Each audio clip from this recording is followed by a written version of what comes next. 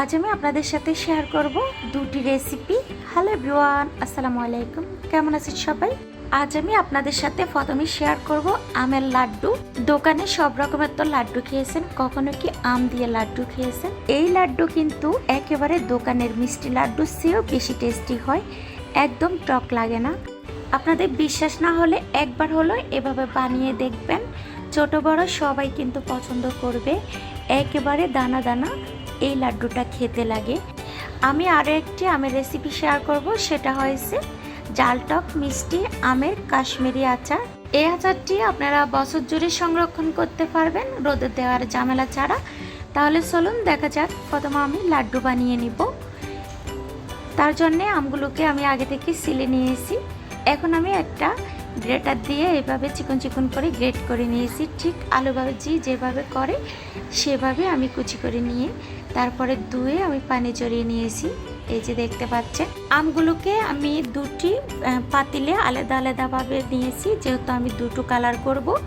দুভাবে আমি জাল করে নেব। আর এখানে আমি 2 বাটি কিন্তু চিনি দিয়েছি। এই লাড্ডু বানানোর জন্য কিন্তু চিনির পরিমাণটা একটু বেশি দিতে হয়, যাতে করে টক না লাগে, যেহেতু আমি এখানে আমের লাড্ডু বানাবো। তার জন্যে এখন আমি আলতো হাতে নেড়ে ছেড়ে তারপরে আমি রেস্টে রেখে দিব প্রায় 1 থেকে 2 ঘন্টার জন্যে। আর আমগুলো যদি একেবারে কষি হয় সেক্ষেত্রে আপনারা সারা রাতের জন্য ভিজিয়ে রাখবেন, সকালে লাড্ডুটা বানাবেন। দেখুন, আমি দ্বিতীয় যে ফ্রাই প্যানটা আছে সেটার মধ্যেও কিন্তু আম আর চিনি দিয়ে তারপর মাখিয়ে রেখে দিয়েছি 2 ঘন্টার জন্য। 2 ঘন্টা পর ফিরে আসলাম। দেখুন, চিনি গলে কিন্তু পানিটা উঠে গিয়েছে। এখন আমি যেহেতু আমার দু চুলার মধ্যে দুটো কিন্তু আমি বসিয়ে দিব। তারপরে আমি সব উপকরণগুলো একই রকমভাবে দিব, শুধু কালারটা একটু পার্থক্য করে দেব। আমি যে দুটো কালার বানাবো সে দুটো কালার আমি 2 পাতিলের মধ্যে দিয়ে দিব। অলরেডি কিন্তু আমার আচারগুলোর মধ্যে কিন্তু বলক চলে আসছে। এখন আমি দিয়ে দিব স্বাদ মতো লবণ আর দিয়ে দিব বিট লবণ। বিট লবণটা আমি এখানে প্রায় 2 টেবিল চামচের মতো দিয়েছি। আর এখানে মরিচ ফাঁকি দিয়ে দিলাম 1 টেবিল চামচ, আর মরিচ গুঁড়ো দিয়ে দিলাম 1 টেবিল চামচ, আর দিয়ে দিলাম সবুজ ফুড কালার এখানে 1 টেবিল চামচের মতো দিয়ে আমি একটু নেড়ে চেড়ে তারপরে এই যে জাল করে নেব যতক্ষণ পানি না শুকাবে ততক্ষণ পর্যন্ত। সবুজ কালারটা আমার হয়ে গিয়েছে। এখন আমি যেটা দিব অরেঞ্জ কালার, সেটা কিন্তু আমি এখন একই নিয়মে সব কিছু দিব, শুধু ফুড কালারটা আলাদাভাবে দিয়ে তারপরে আমি পানিটা শুকানো পর্যন্ত কিন্তু জাল করে নেব। তখন দেখবেন আমার কিন্তু 2 রকম লাড্ডু হয়ে যাবে। এই যে দেখুন, এই আচারটা কিন্তু পানি শুকিয়ে আসছে। এই যে চুলাটা আমি বন্ধ করে দিয়েছি, ঠান্ডা করে তারপরে আমি লাড্ডুর আকারে শেপ দিয়ে তারপরে নেব। দেখুন, পানিটা শুকিয়ে গিয়েছে। এখন আমি আমার মতো করে শেপ দিয়ে নিতেছি। ঠিক একইভাবে আমি সবগুলো লাড্ডু শেপ দিয়ে নিয়েছি। দেখুন কত সুন্দর হয়েছে। আপনারা ফ্রিজের নর্মাল চেম্বারে বা রোদে দিয়ে 4 থেকে 6 মাস আপনারা রেখে খেতে পারবেন। এখন আমি বানাবো আমের কাশ্মীরি আচার। এই আচারটা জাল টক মিষ্টি, সরিষার তেলও সাথে দিব। সেজন্য কিন্তু আচারটা আপনারা বছর জুড়ে সংরক্ষণ করে রাখতে পারবেন, ফ্রিজের নর্মাল চেম্বার ছাড়া, রোদে দেওয়ার ঝামেলা ছাড়া। এই যে এখানে আমি কাঁচা আম নিয়েছি। এই আমের কিন্তু আমি খোসা ছাড়বো না, খোসা সহ কিন্তু আচারটা আমি দিব। এই যে দেখুন, এখন আমি কেটে তারপরে ধুয়ে নিব। আমগুলোকে কেটে তারপরে আমি অফ ক্যামেরায় এই যে ধুয়ে নিলাম। আর আঙুলটা আমার কেটে গিয়েছে আম কাটার সময়। এই যে দেখতে তো পাচ্ছেন। এখন আমি স্বাদ মতো লবণ আর হলুদ গুঁড়ো দিয়ে আমগুলোকে মেখে নেব। আলাদা কোনো এখানে মশলা দিব না, কারণ যখন আমি আচারটা দিব তখন আমি দিব মশলাগুলো। আর এখন আমি মেখে তারপরে এই চালনির মধ্যে করে কিন্তু আমি রোদে শুকিয়ে নিব। একেবারে বেশি করে আমি শুকাবো না রোদে, জাস্ট পানিটা শুকিয়ে নিব আমের গায়ের।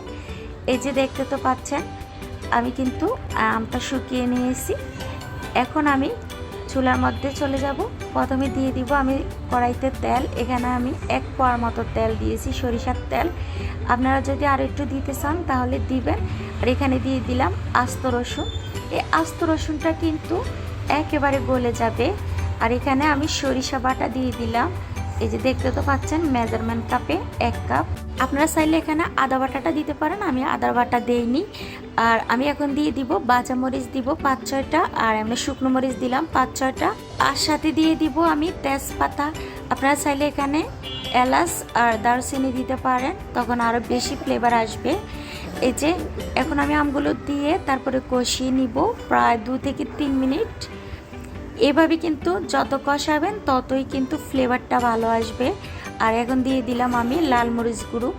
এই লাল মরিচ দেওয়ার কারণে কিন্তু আমের মধ্যে দারুণ একটা কালার আসে। আপনারা ফুল ভিডিও না দেখলে হয়তো বুঝতে পারবেন না। আর দিয়ে দিবে এখন চিনিটা আমি আমার মতো করে দিয়েছি, যাতে করে আমটা ঝাল টক মিষ্টি সবগুলো হয়। আর এখন দিয়ে দিব আমি ভিনেগার। এখানে আমি ভিনেগারটা দেওয়ার মেন কারণ হচ্ছে যেহেতু আমি পুরো বছর জুড়ে খাবো, সেজন্য আমি এখানে ভিনেগারটা দিয়ে দিয়েছি। আর আপনারা যদি অল্প কিছুদিনের জন্য আমের আচার দেন, সেক্ষেত্রে কিন্তু ভিনেগার না দিলেও হবে। আর যদি দেখেন এখানে যে পানিটা উঠতেছে না চিনি থেকে, তাহলে আপনারা সামান্য একটু পানি দিতে পারেন, তখন এভাবে পানি উঠে যাবে। পানিটা উঠে গেলে কিন্তু সবচেয়ে ভালো হয়, আচারটা ভালোভাবে সিদ্ধ হবে। এই যে আমি এখানে একটু লবণ লাগবে, সেজন্য আমি আর একটু লবণ দিয়ে দিলাম। আবারও নেড়ে চেড়ে আমি ঢাকনা দিয়ে ঢেকে রেখে দিব যতক্ষণ পর্যন্ত আমার আচারটা একেবারে শুকিয়ে না আসছে। আর মাঝে মাঝে কিন্তু এভাবে উল্টিয়ে পাল্টিয়ে আমি নেড়ে ছেড়ে দেব। এই যে অলরেডি কিন্তু আমার আচারটা হয়ে আসছে। আমি আরও 3 থেকে 4 মিনিট জাল করে নেব। আর নিচে যাতে লেগে না যায় সেদিকে লক্ষ্য রাখতে হবে। আর যদি নিচে লেগে যায় তাই সেক্ষেত্রে কিন্তু আচারে একটা পোড়া পোড়া গন্ধ আসবে, তখন আচারটা খেতে ভালো লাগবে না। আমি কিন্তু চুলার আঁচটাকে একেবারে লোতে রেখে তারপরে আমি আচারটা বানিয়ে নিলাম। আর দেখুন অলরেডি আমার আচারটা কিন্তু হয়ে গিয়েছে। এই আচারটাকে আরও টেস্টি করানোর জন্যে আমি এখানে দিয়ে দিলাম 5 ফোড়ন। 5 ফোড়নটাকে আমি ভেজে তারপরে গুঁড়ো করে নিয়েছি। আর দিয়ে দিলাম 1 টেবিল চামচ বিট লবণ। এই দুটো কারণে কিন্তু আচারটা এত টেস্টি হয়, আপনারা বানিয়ে না খেলে বুঝতে পারবেন না। আমার ভিডিওটি কেমন লেগেছে, ভালো লাগলে লাইক কমেন্ট শেয়ার করে দেবেন, নতুন হলে সাবস্ক্রাইব করে দেবেন। আবার কথা হবে নতুন কোনো ভিডিওর মাধ্যমে। আর আপনারা কেমন ধরনের ভিডিও চান আমার কমেন্টসে লিখে দিবেন, আমি অবশ্যই দেওয়ার চেষ্টা করব। আজ এ পর্যন্ত, আল্লাহ হাফেজ।